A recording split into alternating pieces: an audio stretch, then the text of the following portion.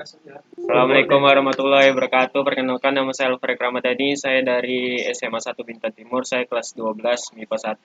Di sini saya akan menjelaskan sejarah bab 2 tentang Indonesia pada masa awal kemerdekaan hingga masa demokrasi liberal. Guru pembimbing saya Bu Yayu Yarnita. Oke, langsung kita lanjut. Yang pertama, kehidupan politik pada masa awal kemerdekaan hingga demokrasi liberal. 1. Sistem pemerintahan. Pada masa Indonesia menganut sistem presidensial. Dalam sistem presidensial, Presiden Soekarno berperan pada kepala negara dan kepala pemerintahan, akan tetapi sistem pemerintahan tersebut tidak berlangsung lama karena diganti dengan sistem parlementer yang ditandai dengan terbitnya maklumat KNIP nomor 5 tanggal 11 November 1945 oleh Sultan Syahrir. Pada 14 November 1945 terbentuk kabinet baru dengan Sultan Syahrir sebagai Perdana Menteri. Kabinet Syahrir I hanya menjalankan tugasnya sekitar 3 bulan pada 23 Februari 1946. Sultan Syahrir menyerahkan mandatnya kepada Presiden Soekarno. Ini terjadi karena kabinet ini tidak memiliki mayoritas suara di parlemen sehingga tidak mendapat dukungan yang kuat. Yang kedua, kabinet pada masa demokrasi liberal. Yang pertama, Kabinet Nasir. Kabinet Nasir dibuat pada tanggal 6 September 1950. Kabinet ini dipimpin oleh Muhammad Nasir dari Partai Masyumi. Saat menjabat sebagai Perdana Menteri, Muhammad Nasir bersama memilih anggota kabinet dari berbagai partai, masih mengikat kabinet yang dipimpinnya bersifat nasionalis dengan koalisi dari berbagai partai. Akan tetapi, Kabinet Nasir tersebut tidak berlangsung karena terjadi perebutan kursi antara PNI dan Masyumi di dalam kabinet. Pada 22 Januari 1951, PNI melakukan Hadikusumo mengeluarkan mosi tuntutan agar pemerintah mencabut peraturan pemerintah nomor 29 tahun 1950 tentang pemilihan anggota lembaga perwakilan daerah dan menggantinya dengan undang-undang baru yang lebih demonstrasi. Kedua, Kabinet Sukiman.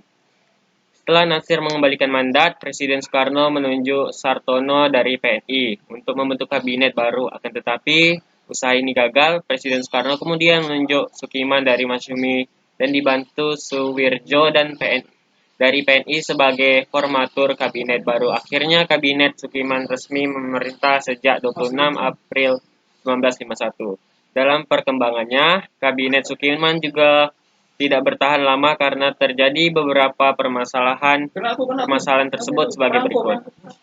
1. Pertikaian antara parlemen dan kabinet yang bermula dari Menteri Dalam Negeri Iskak Djokro-Disurjo menginstruksikan penonaktifan DPRD yang terbentuk berdasarkan peraturan pemerintah nomor 39 tahun 1950. 2. Pemerintah Kehakiman Muhammad Yamin membebaskan 950 tahanan saat Van Oleg and Black atau disingkat SOB tanpa persetujuan Perdana Menteri dan anggota kabinet lainnya. 3. Menteri Dalam Negeri Iskak Cokro-Disurjo mengangkat tokoh-tokoh PNI menjadi Gubernur Jawa Barat dan Sulawesi. Kabinet ketiga yaitu Kabinet Wilopo. Kabinet Wilopo resmi memerintah sejak 30 Maret 1952. Kabinet Wilopo merupakan koalisi antara PNI dan Masyumi. Salah satu aspek menarik dari Kabinet Wilopo adalah penerapan sistem Zaken Kabinet, yaitu kabinet terdiri atas menteri-menteri yang ahli di bidangnya.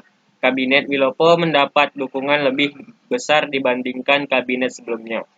Kondisi tersebut tidak dari keikutsertaan PSI dan PSII dalam pemerintah. Dengan berpartisipasi PSI dan PSII dalam pemerintah, aksi-aksi pemogokan oleh partai oposisi yang sering terjadi pada masa pemerintahan Kabinet Sukiman menjadi terhenti. Meskipun demikian, Kabinet Wilopo tidak lepas dari permasalahan berbagai permasalahan dalam Kabinet Ulpo sebagai berikut. 1. Krisis ekonomi karena merosotnya kegiatan ekspor dan impor yang semakin tidak terkendali. 2. Muncul gerakan separatisme dan sikap provisionalisme yang mengancam keutuhan bangsa. 4. Kabinet Ali Sastro 1. Pelantikan Kabinet Ali Sastro Midjojo 1 dilaksanakan pada 30 Juli 1953. Presiden Soekarno menunjuk Ali Sastro Midjojo dan Wongso Negoro sebagai Perdana Menteri dan Wakil Perdana Menteri. Kabinet Ali Sastro Midjojo I berhasil mengukir sejumlah prestasi dan menunjukkan peran aktif di kancah internasional. Salah satunya keberhasilan Kabinet Ali Sastro Midjojo I adalah menyelenggarakan Konferensi Afrika atau KAA di Bandung, Jawa Barat pada 1955. Kabinet Ali Sastro Midjojo berhasil membentuk panitia pemilihan umum yang diketuai oleh Hadi Kusumo. Kabinet kelima yaitu Kabinet Burhanuddin Harahap. Pelantikan Burhanuddin Harahap sebagai Perdana Menteri pada 12 Agustus 1955. Pada masa pemerintahan Kabinet Burhanuddin Harahap mendekati PNI agar bersedia bergabung dalam kabinet. Akan tetapi PNI menuntut hak untuk menunjukkan sendiri orang-orang yang akan duduk dalam kabinet. Tentukan ini tidak disetujui oleh Burhanuddin Harahap, akhirnya PNI memilih menjadi partai oposisi. Selain itu, Kabinet Burhanuddin Harahap terdiri atas 23 menteri yang mayoritas anggota berasal dari Masyumi. Prestasi Kabinet Burhanuddin Harahap adalah menyelenggarakan permasalahan dalam tubuh TNI AD. Burhanuddin Harahap mengangkat kembali Kolonel A.H. Nasution sebagai Kepala Staf Angkatan Darat KSAD pada Oktober 1955.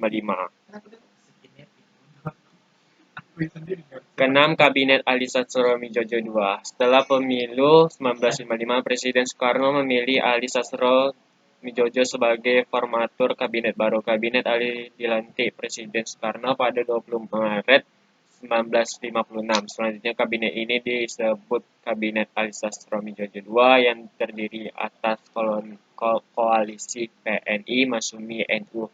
Dalam kabinet ini PKI tidak dilibatkan karena keberadaannya ditolak beberapa tokoh Islam seperti Sukiman dan Kiai Haji Idham Chalid.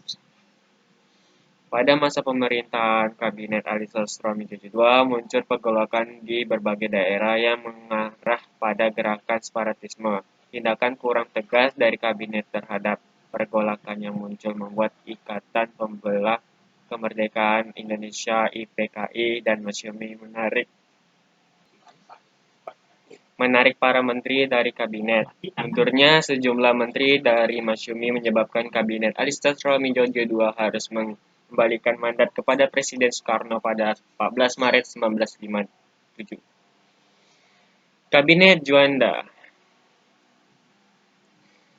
Dalam konsepsi yang disampaikan pada 21 Februari 1957, Presiden Soekarno menyatakan demokrasi liberal yang dijalankan di Indonesia juga tidak sesuai jiwa bangsa Indonesia. Oleh karena itu, Presiden Soekarno ingin mengganti dirinya dengan demokrasi terpimpin.